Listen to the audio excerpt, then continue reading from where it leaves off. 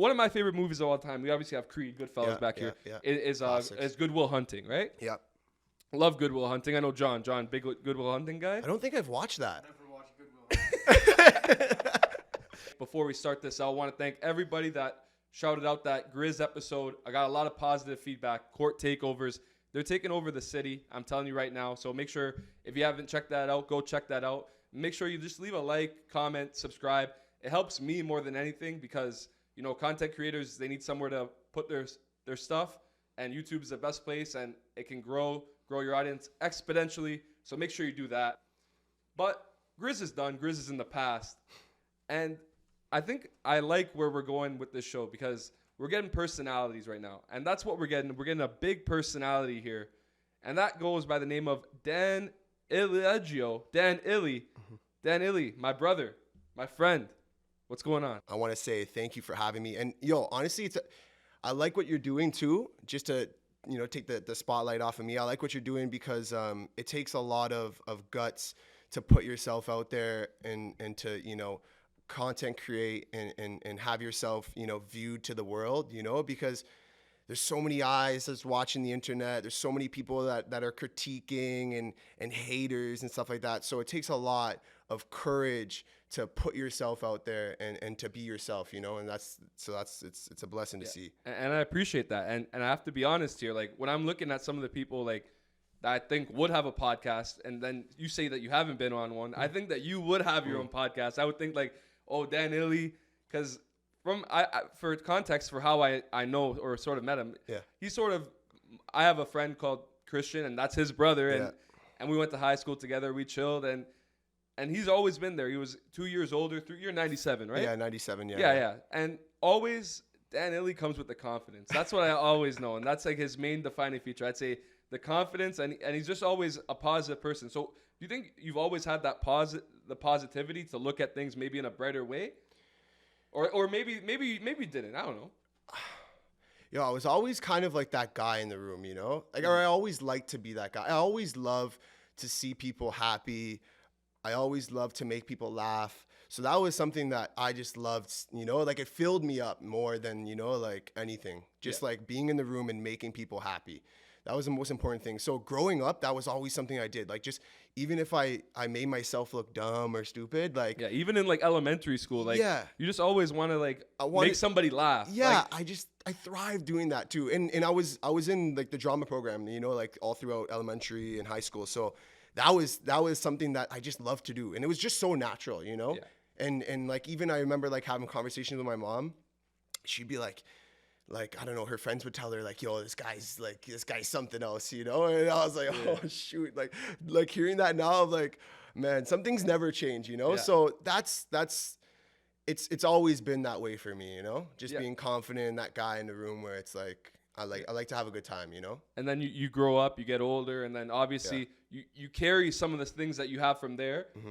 And then you're in high school, you're in this and that, and then you sort of have to make your own stuff. And sort of as to why you're here and why we brought you on, you have your own brand yourself. Mm-hmm. And I don't want to give it any injustice by explaining it wrong or doing something bad, but you are a fashion designer, you have your own business. It's called, you let the audience know what it's called. Well, number one, like, I don't even like to call myself a designer like that, like, I'm just a guy that like makes clothes, and I just do it for the love of it. It's not, and I don't want to sound cliche. It's not for fame. It's not for money. It's not for any of that. It's just, I'm telling a story, So, and that's for the people that know like me and know my brand, they know that it's always been a story of who I am and a reflection of who I am. But my brand name, to answer your question, is Only Young Ones. Okay, Only Young Ones. So how'd that name sort of come to be? Because I feel like those big names that come out, there's always like,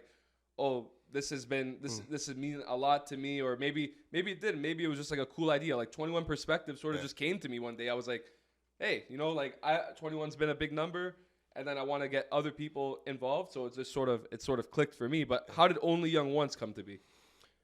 Well, just to track back a little bit, I always loved, like I was an athlete growing up. I played soccer, played all sorts of sports. My family was like that.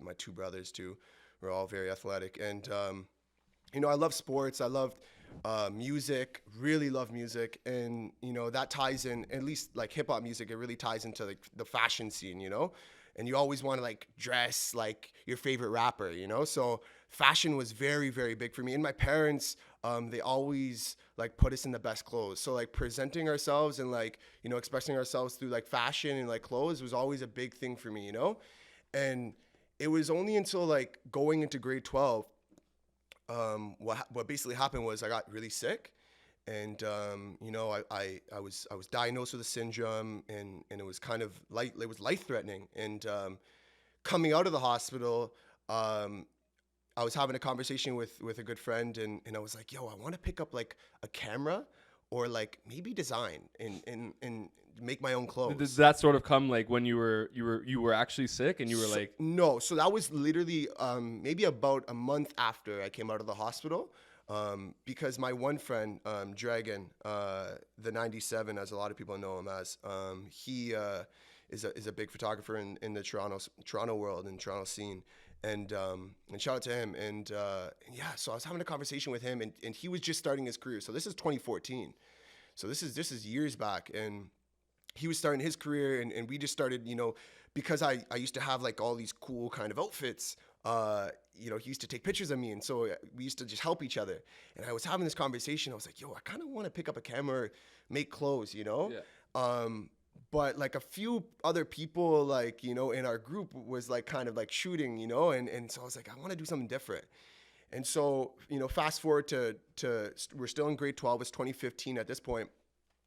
I go to Lids one day, right? I'm on like my like lunch break, and I'm with my boy. Square One. Yeah. Okay. Shout out to Mrs. Yeah, we're from Mississauga for people that don't know.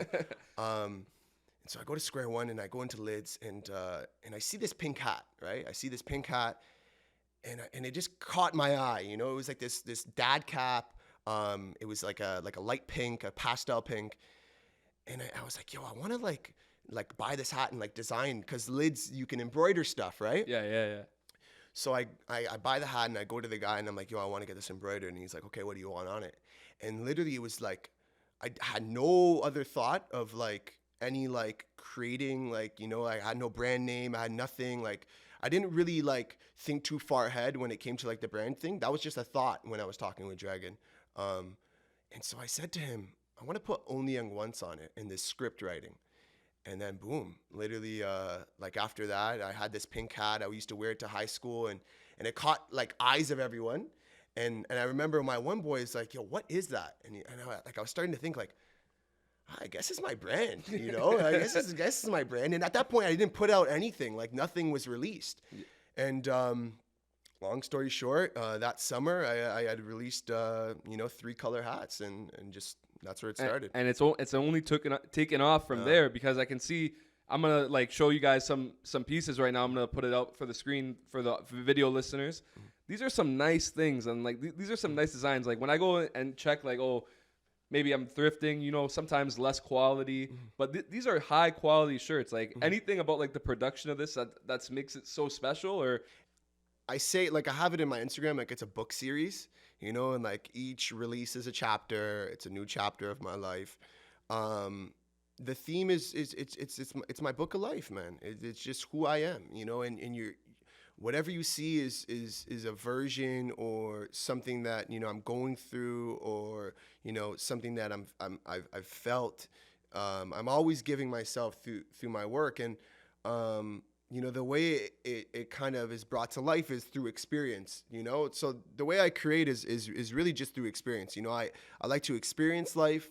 And then let's just say, maybe I take something from this experience, and then I go and I start the next process, which is creating, And do you like to write a lot of this down? So I always I have it on my phone. Like I'll do notes. Journals are the best. I have a journal at home that I'll just write some stuff. More so now I'm using my phone. Like even if I just see a quote somewhere, I'll write it down in my notes. Like I have an OYO note page in my phone, and I'll just write down certain stuff that I feel inspired by, or like a convo that I'm having. I'll just write down something that I really liked from the convo, And then like, you know, maybe I'll come back 3 months later, 2 months later, and then like create something, or like, you know, like kind of visualize something, or like a design that I really like, and I'll bring it to life, you know. But that's how the, you know, the creating starts. And that's like the thought process almost. That's the thought process, you know, and it's very, I don't like to force things too. And so right now I feel like I'm at a point where, and I don't mean to plug myself, I have a new shirt coming out, right? Okay. And I'm excited. I'm excited too, man. It's really cool. And I think people are going to really like it. And it just touches with, you know, kind of what we're talking about. It's called One Step at a Time. Okay. And, you know, I guess to you know, tell you just the theme behind the shirt, it was inspired from, you know, just the smaller things in life, like just appreciating the small progress, you know, like we always want to take big steps. We always want to get like to the end goal, but we never want to take the steps to get there, you know? Yeah. And I'm starting to appreciate, you know, the steps that it takes to get there, you know, and those are the best steps, you know, like, like I said before, man, like, you know, it's always nice to have the trophy, but it's always better to appreciate what you did, you know, to get there, you know? Mm-hmm. And let's say you were a fashion brand, like maybe not everybody's going to have your story where they had this accident or they had a sickness or maybe they got a hat. They're going to have their own type of thing, that their own origin story, or, you know what I mean? Everybody has their Batman story. What would you tell them as motivation to get it done? From all those experiences? I think, and it sounds cliche, but just be yourself. And I think, you know, starting out, like your first buyers will always be your friends, your family, you know, the people that you know, and you'll always have that support, you know, from them. But and not even sometimes, you know, like sometimes you'll find that like even your closest people will hate on you, you know. But I think just the biggest thing, and people that are close with you can see through it, is like just to be yourself, and that will always it'll always reflect on what you're creating. And I know people can see that, you know, from my brand is that I'm just like, Daniel's being himself with this, you know. This is Daniel. Like, I'm never creating something that doesn't reflect. Well, why would you? Like, Yeah. why would you want to Yeah. create something like when you look at it and you say, oh, this is for somebody else? Like, why would you want to create something to please other people almost? Well, you know what? Like, a lot of people just do things creatively or do things that make them look cool because they want to fit in, you know? And I started to see that because, like, when I started, like, the brand, you know, it was, like, 2015, right? And like, it like, I didn't really know anyone that had a clothing line, you know, at that point. I didn't know anyone that had a clothing line, like, maybe, like, one person, you know? And now I know so many people that have a clothing line. And it's not to bash on them, but, like, I just know so many people that have it. And I see a lot of ones, like, a lot of brands, you know, that just maybe release something for, you know, like, 3 months and then, boom, like, they're done, you know? Because they don't love it. They're doing it for the wrong reasons. And a lot of times, like, longevity will show through that, you know, if you're doing something for the wrong reason, or, you know, you don't put like the love and passion into it, like it'll show, you know. Obviously you have different adventures, and just like me, I'm a podcast guy, and I like talking to other people because I like interacting with others. But there's always like other passions that I have. Like, I love movies. I love, going to the bar with my friends, type of shit like that. But also I have different passions where, like, okay, I'm good into video editing, and I know you're recently getting into radio. Yeah. And radio, sort of in Canada, it's sort of, I was having this conversation with one of my sport media buddies, and we were saying, like, where was the money at? You know what I mean? Where do we sort of rank Canada wise as it? So I have a stat here. I like to usually just bring out a stat. Okay. Just to have it for the people at home. So the average salary working in radio in Canada, what would you say it would go around? What would you say? I'm not too sure. I don't know, maybe 30 to 40,000. Well, so a bit up from that. It's at about $67,000. Okay. So that's I'm off. Yeah, it's the average in sort of radio. But you look at that, and I had a list there of like 100 jobs. It sort of ranks in the middle, like nothing really that special. Right. That's going on right there, because maybe radio has been an overdone thing, or like we just know radio for so long. And it's been around for so long that we sort of take it for granted. But what, from working in radio, do you see that it's going up and that radio is going to take off more from what it is, or it's sort of in a stagnant place? To be honest with you, like Look, I don't really, like I said before, like with the clothing line, I don't do things really for money. So I don't really focus, all too much on things that are like, just like materialism and like, external things and things that will make me rich, like I don't really care all too much. So, going into radio, like I never really had that thought, No. I think radio is, definitely in a place that like, not too many, because you can always, plug in your phone and listen to your own songs, or, you can put on a podcast, right? And listen to your own podcast, right? But I think I've been blessed and fortunate enough to work at an independent radio station that has been built, by some amazing people. And I work with amazing people, and that's the most important thing to me, to surround myself with good people that are veterans, not in just the radio world, but TV and just the journalism world, broadcasting world. So yeah, I love radio, I love radio and I love where it's going. And I think, podcasting is a radio segment. Who's somebody that in like celebrity wise doesn't have a podcast that you think would have like a great podcast right now?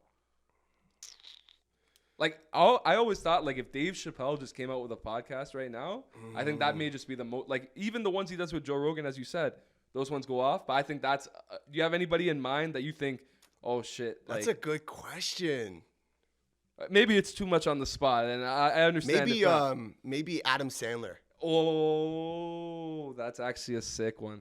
That would be good, eh? With all his buddies. He could bring in all the boys. Yeah. He could bring on the grown-ups guys. Yeah. He could bring in like Chris Rock, David Spade, Kevin James. Kevin James, classic. Like, see, like there's Even the grown-ups podcast, if that became a thing, like you just put Chris Rock, Adam Sandler, Kevin James. Yo, that's a crazy idea. We should get behind it. We should reach out to their PR team, yo. Because I was actually, and this was like one of the things I wanted to bring up, sort of bouncing off of ideas and in general, and it really interested me. One of my favorite movies of all time, we obviously have Creed, Goodfellas back here, is Good Will Hunting, right? Yeah. Love Good Will Hunting. I know John, big Good Will Hunting guy. I don't think I've watched that. Never watched Good Will. It's one of my favorites. And I'm thinking of like, I was looking into how they made the movie. So obviously, if you don't know, Ben Affleck's in it, Matt Damon, Robin Williams. And they're legends. They're legends of the game right now. And this came out in 97. But at this time, Ben Affleck and Matt Damon, they're not known. Yeah. They're just two guys from Boston. Yeah. Robin Williams, he's obviously Robin Williams. He had like Miss Doubtfire already. Yeah. Ben Affleck is the most Boston guy there is. Oh yeah. He's in The Town. Yeah, and that's filmed in Boston. Yeah. He's actually a pretty solid director too, I might add. Does he direct movies? Yeah. Is it Gone Girl? Ben Affleck? Yeah, Gone Girl. That's the one. That's the one with Neil Patrick Harris and who's the girl in it? That's she's Rosamund Pike, yes. Yeah, and then there's the other, the girl he's like having the affair with, Emily, I forget her name, Emrata. Yeah, something like that's it. I know her username. No, but oh my God, I just watched it recently, and my same friend Nick Silva, he's been begging me to watch the movie, and wow, what a movie! What a movie. I don't know about you guys, but that movie was insane, dude. Yeah. And crazy. And like, it almost made me feel uncomfortable watching it. Like at one point I'm like, oh my God, this girl is crazy. Like, yeah, Gone Girl is like one of those movies that you don't know like how you got to watch it. Somebody may recommend it, or like you just you stumbled upon it one night.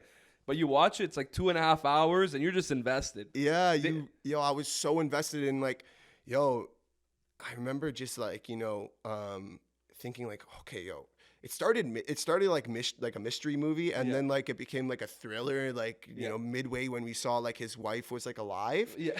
And I'm like, what's going on here, And then like she's behind it, and I'm like, oh shoot! And then this girl like sliced the guy's throat like in this mansion. I'm like, oh my God, this movie's crazy. But yeah, that's a really good movie. Yeah. Ben Affleck. And a good example of the script coming first, because a lot of those lines just can't ad lib those type of things, man. Yeah. Right on. But sort of like, obviously we're coming to end here. Podcast coming close. You go. Yeah. I mean, look, it's always, I was listening to something recently, and it's always good to have a beginner mindset, because when you're like let's say a veteran or something like that, like you always think you know it all, but we're all students of life, there's always something to learn. Yeah. There should never be a day where you stop learning. Exactly. Right. Or you think you're a master, because it's just like, it's it's not what it is. You know, there's always something to learn in life, and to have a beginner's mindset and to be uncomfortable, to try new things, to push yourself to be better. You know, that all comes with, you know, being uncomfortable, being a beginner, becoming better at something. You know, so yeah, man, that just to talk to, you know, like that, like, yo, the baby steps are always the best steps. Yeah, and that's where we're at. We're at the beginning of this, and I think we're gonna have to step out just now. But I want to say thank you, Dan Illy. This has been like one of my favorites. All the episodes have been just amazing so far. Have had amazing conversations. I just want to thank you so much for bringing your time here and just having a chat with me. You know, and these are the moments that I really like and appreciate, because you don't get to talk with somebody. Maybe this is going to be the only time we have a podcast. Maybe we're going to have 50 podcasts. Who knows? Yeah, who knows? Maybe we start our own podcast. Yeah, exactly. You never know. You never know. But yo, look, one thing I have to say is, when, you know, this podcast becomes successful, God willingly, like, yo, you'll be looking back, yo, damn, I kind of miss shooting these, you know, podcasts. Yeah. In my, you know, my nunna's basement, exactly. you know, with John behind the camera, you know, like, you're going to appreciate these moments. You're going to miss these moments, you know, and then you're going to be, you know, shooting in a big studio somewhere, you know, with the greatest mics and the greatest computers and 5 cameras, this, that, you know, the 5th. So appreciate these times, because these are the best times, bro. I love it, brother. Thank you. Thank you, man. I appreciate it. All love to everyone. Peace out.